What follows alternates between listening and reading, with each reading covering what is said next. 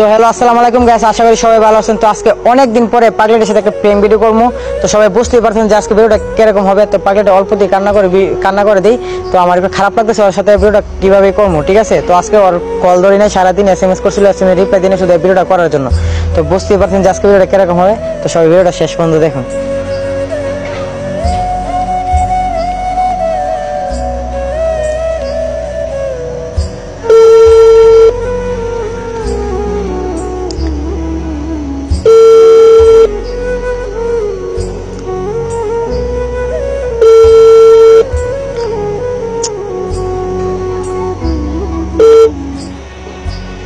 এই আমি তোমার আজকে কতগুলো কল দিয়েছি, তুমি আমার কল ধরো নাই কেন? জানি আজকে আমি কতক্ষণ কান্না করছিলাম।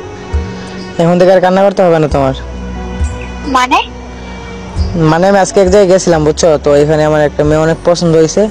তো মেয়েটা আমাকে ফোন নম্বর দিয়ে দিছে, ঠিক আছে।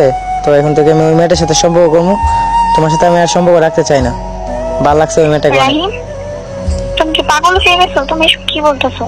আমি পাগল হই নাই, আমার মাথা ঠিকই আছে, বুঝছো। আমি যা বলতে তুমি সিরিয়াসলি এসব বলতেছি। মজা করতেছো, তাই না? মজা করতেছি না, আমি যা বলতেছি সিরিয়াসলি বলতেছি। তো ওই মেয়েটাকে আমাকে ওই মেয়েটার আমার অনেক ভালো লাগছে, ঠিক আছে। তো আজকের পর থেকে ওই মেয়ের সাথে আমি কথা বলবো, তোমার সাথে আমি আর কথাটা বলবো না। তুমি আমার মোবাইলের কল টল দিবা না, ঠিক আছে। তোমার সাথে আজকের পর থেকে আমি আর সম্পর্ক রাখতে চাই না। তুমি তো আমার রাগ সম্পর্কে জানো যে আমি কি করতে পারি। আর মাথার উপর ফ্যান আছে, হাতের মধ্যে মাঝে যদি আমি কলটা কাইটা দিই, তারপর কিন্তু আমি আর কল ধরবো না।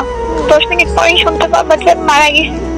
ইস, এই শোনো শোনো, ফোন কল কাটো না, ঠিক আছে। কল কাটো না, এটা প্রেম ভিডিও ছিল, বুঝছো। এইসব নিয়ে কেউ প্রেম ভিডিও করে? তুমি বলো। আরে আমি কি করবো, অনেকে কমেন্ট করছে তো তাই। এই আপনারা এইসব কমেন্ট করেন কেন? জানেন না আমার খারাপ লাগে।